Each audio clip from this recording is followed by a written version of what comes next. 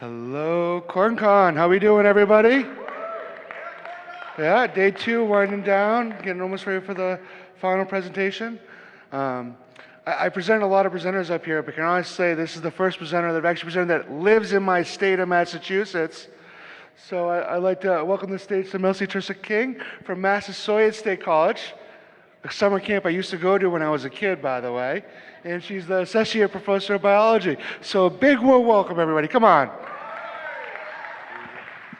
Hey everybody. Okay, so two things. I tend to wander and I tend to, see, I already did it. My bad. I forgot to tell her. No, he did tell me. Oh, I did. See that, I told you. Behind the pink line, you're in my video. This, you're just an audio blog. I tend to wander. In the video. Oh, okay. No, you don't. And I also tend to not talk in the microphone. So when I forget either one of those things, please speak up. So in 1981, the CDC noted a rare pneumonia amongst some gay men in California and New York. And by the end of the year, there were about 337 cases, 40 of whom had already died. And the disease started to pick up the nickname gay cancer, gay disease, gay syndrome.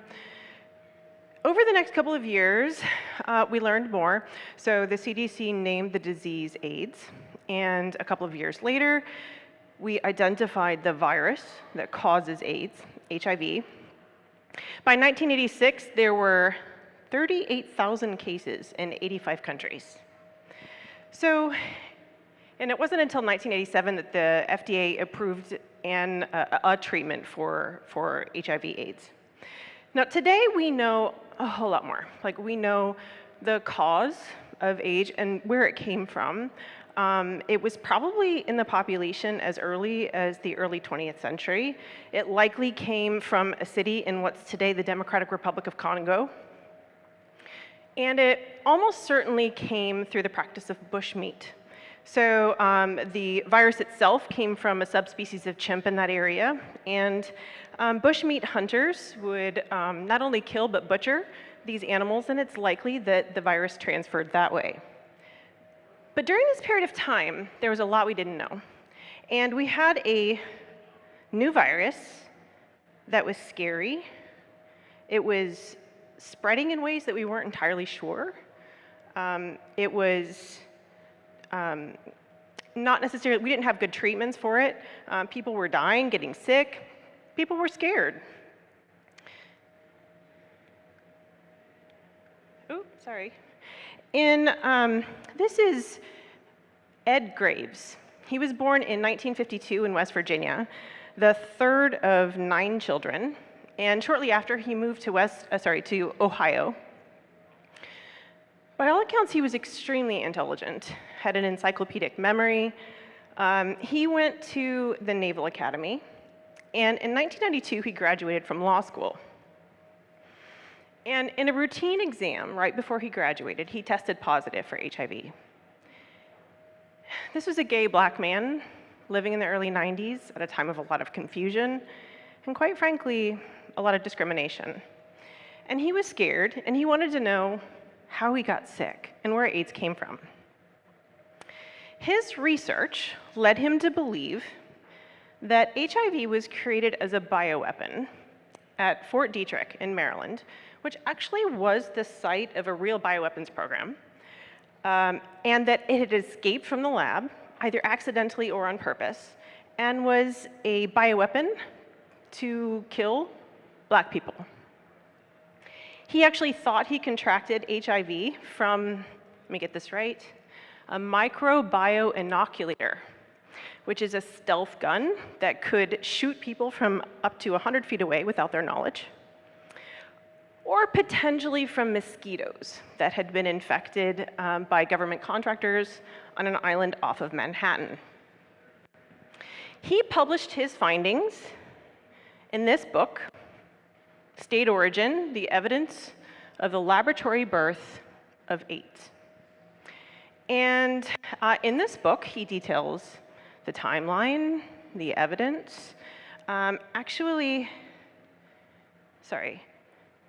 He sued the federal government at least 3 times that I found, once in 1998, again in 2000, and in 2001 he appeared before the Supreme Court. All of those cases were dismissed for lack of evidence. And in 2001, now this comes from his website, it says he was the first American and first African American to receive an injection of Tetrasil. So Tetrasil is tetrasilver tetroxide, and it is toxic to microbes in a petri dish. But that's the thing about trying to get treatments. You have to not only kill the harmful things, you have to make sure that the organism that those cells are in stays alive. Today, the only real use of tetrasilver tetroxide is alternative medicine, so it's not really evidence-based. The original manufacturer got in trouble for making claims they couldn't support, so they changed its name to Terrasil, and now you can buy versions of this that claim it cures anything from bacterial infections to cancer. It cannot.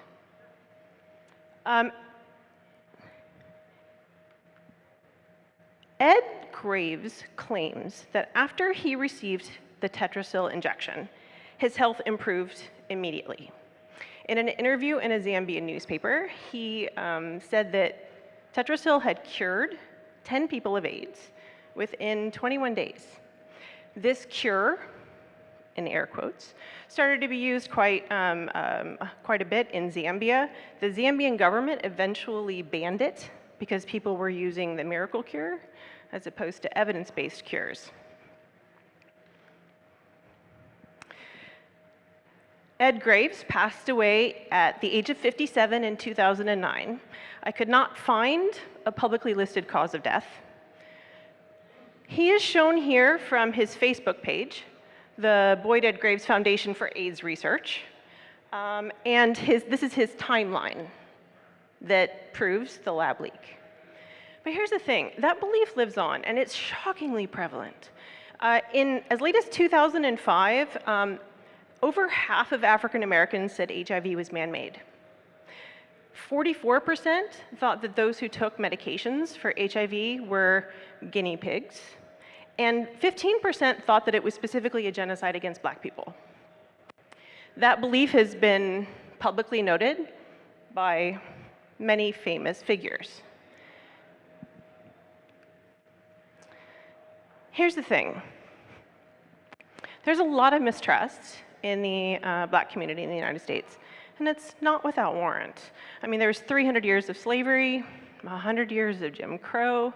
The Tuskegee experiment here, which in interviews was actually cited by a lot of people as why they thought HIV was man-made. The Tuskegee experiment ran from 1932 to 1972, and it was an experiment into what happens when you don't treat syphilis. So there were 399 Black men in the study who were syphilis positive, and they were denied treatment to see what would happen. And that continued even after penicillin, an antibiotic that was known to cure syphilis, was available in the 40s. It continued till 1972. The last victim died in 2004. Over that period of time, let's see, 130 had died, 40 spouses were infected, and 19 children were born with syphilis. Ed Graves was tested positive in 1992. This was not only fresh in people's memories, it was still a living legacy. So it does make sense. And actually, there were studies that show, to this day, this was specifically in Alabama, the higher the education in Black men, the more likely they were to endorse this conspiracy theory, that the HIV was a bioweapon. But there's harms to this, right? People refused evidence-based medicine. They denied where AIDS came from. They refused condoms and clean needles because they thought those were being used by health facilities to spread AIDS. So there was lasting damage to this. Now, I'm going to come back to this. Well, let's talk about misinformation and disinformation. So misinformation is a broad category of information that is not true in some way. But it doesn't matter what the intention is. Disinformation is purposefully deceitful. So it's intended as a lie. There's some talk about this amongst researchers. I'm on the line of, if it's disinformation, but you believe it, and you spread it, it's not disinformation anymore, because your intent was not to lie. Nevertheless, it originally came from a source that was trying to deceive us. And importantly, information impacts our beliefs and the decisions that we make. And so falling for false information can have real harm. And one more thing, the goal of disinformation is not necessarily to convince us that something isn't true or is true. It's to confuse us, to sow enough doubt that we go, I don't know, and then we just retreat into whatever our tribe believes or whatever feels comfortable to us. Now, protecting ourselves from misinformation. I'm an educator and a critical thinking communicator. And I love talking about misinformation. But in order to not fall for misinformation, it's not enough to know about the misinformation itself. We fall for it because of us, our own vulnerabilities. So when I teach how to not fall for misinformation, I want you have to be able to understand your thinking, how you come to your beliefs, your motivations, desires, biases, and so on. So we're going to start with how we come to our beliefs. Now, a belief is something that you accept as true. It doesn't have to be true, but if it's true to you, it's one of your beliefs. If you think something is true, then you're going to make decisions based on that. But also, how likely is it that all of your beliefs are true? Which ones aren't true? Right? If we knew that, hopefully we would change our mind. But sometimes it's difficult to know. And that feeling of certainty, we mistake that for truth. Certainty is a feeling, and it's not necessarily evidence-based. So being really sure you're right is not sufficient. There are two broad places that we get our beliefs. The first is our personal experiences. We believe what we see, what we hear, what we experience, what we feel. I know ghosts are real, I might say, because I saw one. I have, actually. I was 5. My grandma was sleeping next to me, and I woke up to this cold nail, actually, going up my arm. I woke up and I saw this old woman. She had like long, straggly white hair and wrinkly skin, and I was terrified. So I yelled at my grandma to wake up to help me. And she put her hand on my mouth. And I can still feel cold, clammy, wrinkly hand. So I tried to yell louder, and she put another hand on my chest. I don't know how long that lasted, but it was terrifying. Now today I know what that is. Does anyone recognize it? It's sleep paralysis. So sleep paralysis is when your brain is awake, but your body hasn't turned on yet. I mean, there's a reason our body turns off the signals to our muscles. We don't want to act out what's happening in our dreams. But sometimes the signals get crossed. So sleep paralysis is quite prevalent. Some accounts 10% of the population. And what happens is your brain is awake, but your body can't move. Why can't it move? So your brain jumps to a conclusion. It uses what it knows, what it believes about the world and what the most likely explanation is, and it suggests that to you, and that is literally what you see. If you go online and Google image search for sleep paralysis, you get all kinds of terrifying images from artwork around the world for hundreds of years. Now, in my case, I was 5, so the most terrifying thing I could think of was the witch from Snow White and the Seven Dwarfs. She was terrifying to my little 5-year-old self. Oh my goodness. So that's literally what I saw. Now, if I didn't know that, and if I didn't know what sleep paralysis was, I could to this day look at you with a straight face and all sincerity and say, I know ghosts are real because I saw one. I know aliens are real because I saw a UFO. I know homeopathy works because I tried it and I felt better. It doesn't matter what it is. We tend to believe what we see, hear, feel, remember. But there's a reason science journals aren't full of "I know what I saw," or "it works because I felt better." Right? We're biased and irrational and emotional and all kinds of things. The point here is our personal experiences must be sufficient to keep us alive or we would be dead.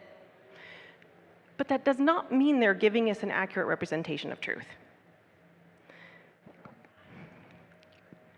We also believe what others around us believe, what they tell us, especially people we trust, and we trust authorities like parents, teachers, and little kids believe in Santa Claus. Why? We tell them Santa is real. And then we put Santas in malls. And then we give them gifts from Santa Claus. And we leave out cookies that are partially eaten. NORAD tracks Santa's journey around the world on Christmas Eve. Seriously, this is a deep conspiracy.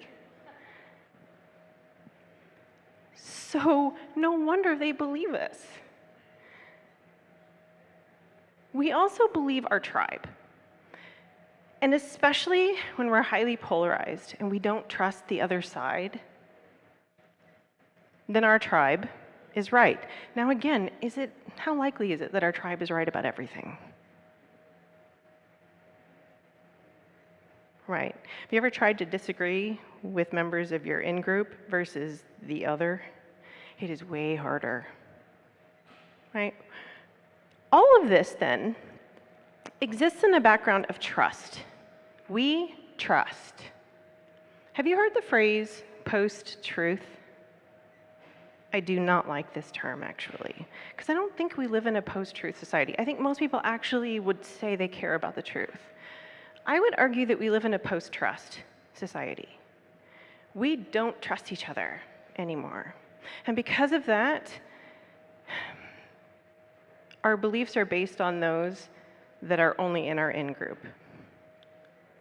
Now, our beliefs then form a web. So if you imagine all the beliefs in your head forming this big interconnected piece, you've got new information coming in.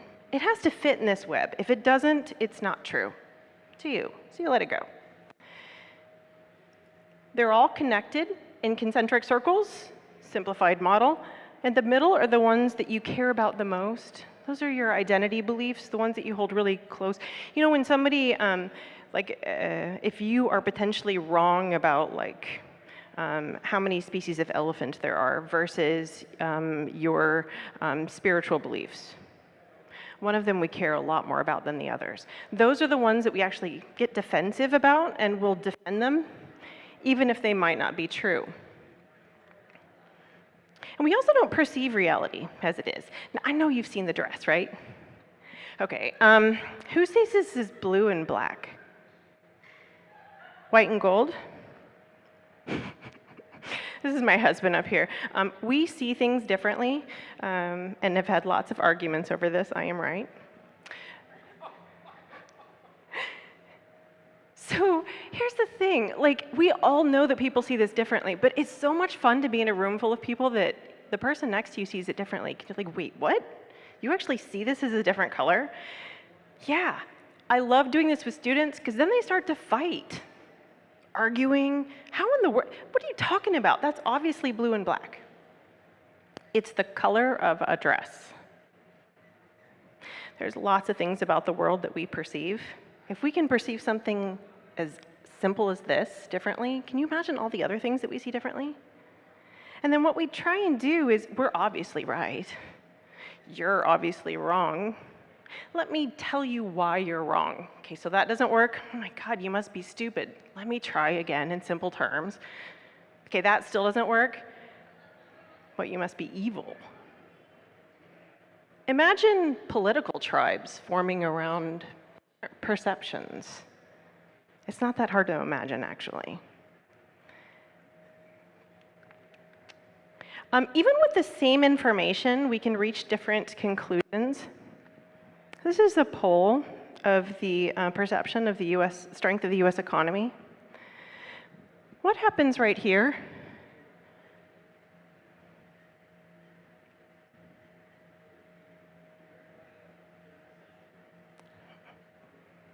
Okay, now we have a pattern up here. There's 3 dates that really matter.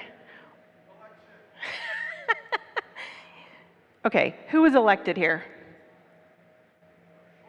W. Okay. All of a sudden, overnight, Republicans think the economy is awesome sauce, and Democrats think it's in the crapper. Okay. What happens here? Obama. What happens here? Trump? Seriously.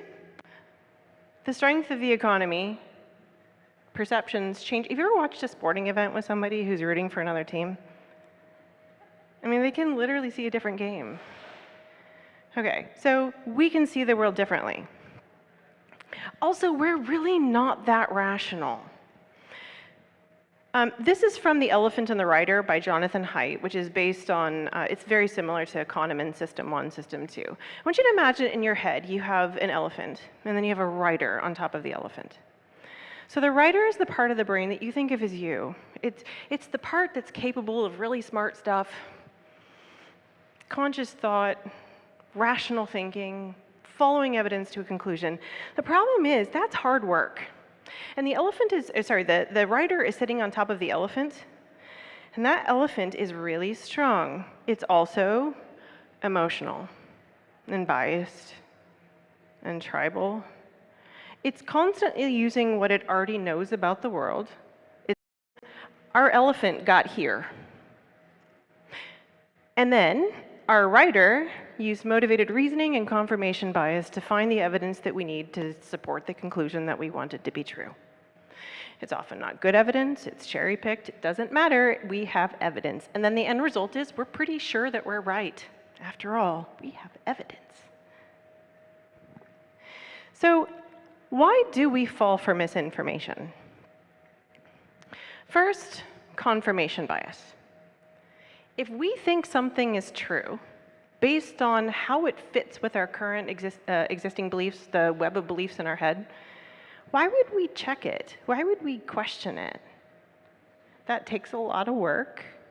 It makes sense. So sure, must be true. Do you have a question?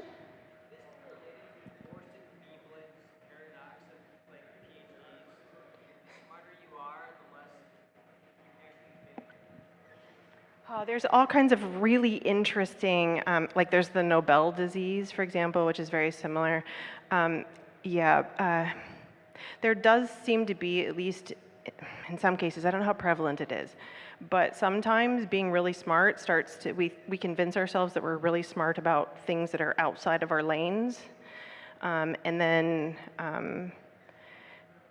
we get overconfident in all of our abilities. There's some really famous examples of that happening, so yeah. There's also emotions. Like if something triggers, especially anger and fear, but it could even be like if it makes you laugh, hope. If it triggers any of these emotions, then the part of our brain that can think critically, the rider, kind of goes offline. Motivated reasoning. This is, our elephant is driven by what it wants to be true, its biases, its values, our identity needs, our tribe. There's a repetition. Turns out the more we hear something repeated, the more likely we are to think it's true. This is true even if in studies originally I give you a piece of information along with a this is not true. And then I tell you the information again, and then again. And by the third or fourth time, most of the time people think that it's true, even if you originally learned the information that it's not true. This is a problem in echo chambers when information pings around a bit. Okay, intuitive thinking. This is opposed to analytical thinking. Intuitive thinking is the fast automated heuristics that can be biased. They're based on our emotions. Analytical thinking can help us not fall for misinformation, but oftentimes we go with, yeah, that feels true. And then finally, trust. We trust ourselves. We trust people like us. When we lose trust, we lose the ability to have access to authoritative, reliable sources of information.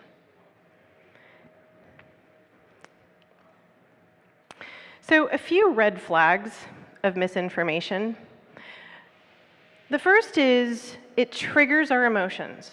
If you are looking at your feed and you start to feel strong something, practice some emotional skepticism. Ask yourself, wait, is that true? This, for example, is from the 2017 Westminster terrorist attack. So a British man drove his car into pedestrians on the bridge, and he injured something like 50. He killed 4. Later, he fatally stabbed a police officer. So this account here tweeted out, so Texas Lone Star, the main difference between Muslims and Christians, right? We have us and them, and if you can see in this picture, it's a real picture. You have this woman with a headscarf, and she's on her phone, and she's walking by. His implication being that she is callous and does not care about what's happened. This went viral, started to be featured in some newspapers. He gained like 50,000 followers. His account said that he was a proud patriot. He had references to the Second Amendment, attacking Barack Hussein Obama as a terrorist. So this stoked outrage. Honestly, it pissed off both the right and the left, because the right was mad at the supposed indifferent Muslim woman, and the left was pissed off that he was racially profiling her. Turns out that account did not exist. No, let me say it again. The account existed, but it was from the Russian troll factory, the Russian troll farm. So the account was suspended. This was Russian disinformation, intended to get us pissed off at each other. And it worked really well.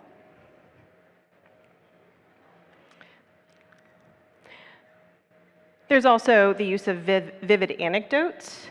And for the sake of time, I'm going to skip through some of these. You'll see what I mean a little bit more later. And also sows distrust. Tells you everybody else is lying. We're the ones who are telling you the truth. Especially attacking experts. And I'm going to skip this here for the sake of time. There are lots of different types of misinformation. The fake news type, I'm going to air quotes that again because that term is basically lost all meaning. And it's not true, false, like it's fake or it's not. There's a spectrum. Most commonly, that spectrum that's shown includes things like advertisements and satire, things taken out of context, completely fabricated. But I would like to add a few others to that list. First is pseudoscience, and the other is science denial. These are like two sides of the same coin. Pseudoscience is motivated by wanting to believe something, and as such, the standard of evidence is low. Science denial is motivated by not wanting to believe something, and as such, the standard of evidence is set impossibly high. Both of them tend to be motivated by identity needs, emotions, different ones, but still. Denial is often motivated by what's called solution aversion. Basically, we don't like the consequences of accepting a problem, so we deny the problem. In this case, accepting the harmful effects of tobacco on health might lead to regulation. We don't want regulation, ergo, smoking's not bad. Now, this is from the tobacco playbook, as it's now known, and we know now that they use the strategy of fake experts to sow doubt on what we knew about the health impacts of smoking. And they did so, again, not by trying to convince us that smoking wasn't harmful or that we didn't know, well, but that we didn't know. In that, this is from a tobacco industry memo. Doubt is our product, since it's the best means of competing with the body of fact that exists in the minds of the general public. Their goal was doubt. We don't know. The tobacco playbook was later used by the climate change, big oil and so on, quite effectively to convince us that we don't know enough, so why would we regulate? And then finally, conspiracy theories.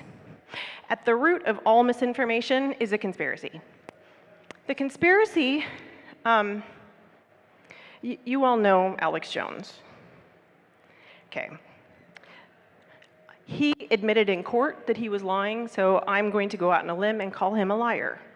He knew what he was talking about. He knew that this was a lie, but there was a lot of people who believed this. Conspiracy theories work by giving us an explanation that provides comfort in uncertain times. It gives us someone to blame, and as such makes us feel empowered. It's a false sense of control and empowerment, but it makes us feel that way anyway. This, for example, a man walked into an elementary school and shot up a bunch of children. Right? That is awful. How do I make that make sense if I don't want any gun regulation? I deny that it happened. Solution aversion, identity needs, tribalism, and so on. But the problem with conspiracy theories is that they're a trap. They're immune to evidence. What happens when we buy into a conspiracy is that all evidence is interpreted to confirm the conspiracy. Missing evidence was covered up. Evidence that would disprove the conspiracy was planted.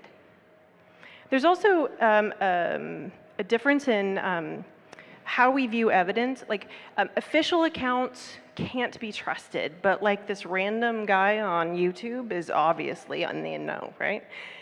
Okay, the problem is, this can again feel empowering, but it's not. There are real conspiracies, of course, but to find them, conspiratorial thinking won't help us. For that, we need critical thinking. So the solution is critical thinking. I love this Richard Feynman quote. Everything I do is inspired by this quote. The first principle is that you must not fool yourself, and you are the easiest person to fool. This is that really hard lesson of recognizing, maybe I don't remember things the way that I remember them. Maybe my emotions and desires are driving how I think about this particular issue. So instead, we want to understand ourselves, right? We want to understand our vulnerabilities and think through misinformation, but in a way that recognizes the kinds of vulnerabilities we bring to it. Also, I would add this skepticism here. I'm a huge fan of skepticism, right? As you can see, it's on my shirt. Skepticism is often misused. Skepticism is basically proportioning our acceptance of a claim to the available evidence. It does not mean denying everything. That's hyperskepticism. So we want to keep an open mind, but not so open that our brains fall out. And we want to demand extraordinary evidence for extraordinary claims, but we do also want to accept evidence, accept a claim if there's sufficient evidence. I want to take you back to AIDS and the Cold War. So this was the height of the Cold War. And Russia had nukes, but didn't have the military might, so there was this big Cold War, one might say. But they used, instead of weapons, they used a strategy of disinformation. In 1983, an English language newspaper in India ran an article, AIDS May Invade India. Now, this was published anonymously, but it was supposedly by a well-respected scientist in the US. And it said that HIV was created by the US government. 18 months later, the Soviet press picked up this article, or the claim, and used this article as evidence for the claim. In 1986, there was an East German / Soviet scientist, it was a retired physicist, who they presented as French, who published the Siegel report. And the Siegel report, he identified what he called circumstantial evidence that AIDS was created in a US government lab as a bioweapon at Fort Detrick, and that US agents had infected gay prisoners, and they then went on to spread it to the gay communities in New York and California. Now, this provided an air of scientific legitimacy, and so it started to spread a bit more, first in mostly communist newspapers and radio wires around the world. But by 1987, it had been covered in major media outlets in 80 countries in 30 languages, including by Dan Rather here. This was actually the entire thing, was Soviet disinformation. They called it Operation Infection or Operation Denver. Their strategy was to identify the enemy's internal divisions, like racial tensions, exploit them, point to inconsistencies, uncertainties, inject them with a narrative that would make sense to those who felt disenfranchised, and repeat, repeat, and repeat until people started to believe it, and it started to spread on its own.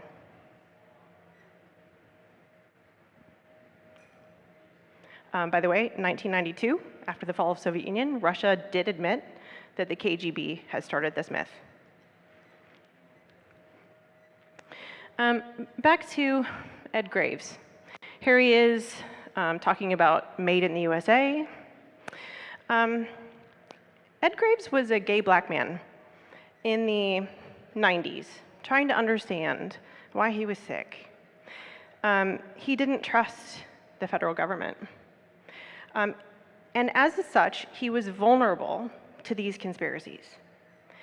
They gave him someone to blame. They gave him a false sense of control. He then denied the science, not only of the AIDS origin, but also of treatments. And he fell for pseudoscience in both cases, including miracle cures as opposed to evidence-based ones. Now, this is true at an individual level, but it's also true at the societal level. I mean, societally, when we deny where pandemics actually come from, which is largely from natural spillovers when humans and animals interact, we then become more vulnerable to future pandemics. When we deny cures and preventative measures, we make ourselves and each other sick. But all of this is because of polarization and emotions, the ways that we and our society are vulnerable. This is my friend Lee McIntyre in his great book on disinformation. Distrust and not just doubt is the prime objective of disinformation campaigns. Mere doubt can be overcome with evidence, but distrust cannot. It is very hard to rebuild distrust. Now here's the thing, Russia is still at it, and we're still fighting with each other. US racial tensions are obviously easy to exploit. In 2016, Senate investigations, and actually multiple investigations, have concluded that Russia sowed disinformation, and they targeted no group more than Black Americans. But they also targeted all of us. They played both sides of the vaccine debate. They played both sides of the gun debate. There are times they actually organized protests where Americans showed up and fought against each other when they were just being instigated by Russia on both sides. They did it again in 2020, and they're doing it again now. Now, I focused here on a Russian disinformation story, but it parallels shockingly with the recent pandemic. And what happens when we're afraid and we don't trust each other and we don't understand how to think critically about ourselves and the information that we're seeing. So to me, the lesson here is that we can all fall for misinformation. This is not about intelligence, right? By all accounts, Ed Graves was extremely intelligent.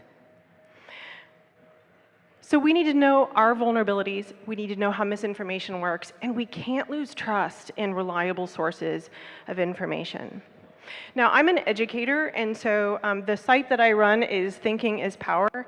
The basic idea is critical thinking and information literacy. We carry access to basically all of humanity's knowledge in our pockets, but also misinformation. The better question is, when we need reliable information, can we find it? And think about it in a way that helps us make, better decisions. So I am available here if you'd like to contact me, and I'm available for any questions if anybody has any. Yeah. I'd be interested in your analysis of the HIV, no, not the HIV virus, but the recent pandemic, the fact that it was built in a lab in China. Yeah, one of the reasons I love this story was how much it paralleled the recent pandemic. The evidence is overwhelming that the virus came from a natural source, probably a pangolin at the wet market in Wuhan. Multiple lines of evidence point to the same conclusion. But again, the science is complicated, and we don't trust each other, and we don't trust reliable sources of information. And this, I don't know if it's disinformation or not. I think there probably are some aspects of disinformation. There's also, like, we lived through a pandemic, and it was scary. And there were things that we didn't know. There were various times that this explanation would pop back up again. And at this point, we've all heard it enough. And who has the time, really, to evaluate all of the evidence on things where it's outside your area, right? So it's a great example, I think, of something that we've collectively all accepted to a certain degree, or at least wondered about. But yeah, the evidence is pretty overwhelming. Thank you for the question. I answered all your questions.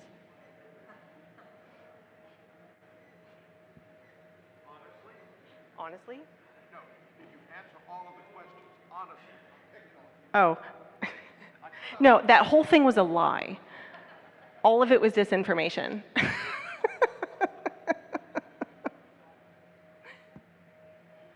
Okay, well, I don't want to hold you if you don't want to be here, but I'm going to stick around if anybody has any questions. Thank you.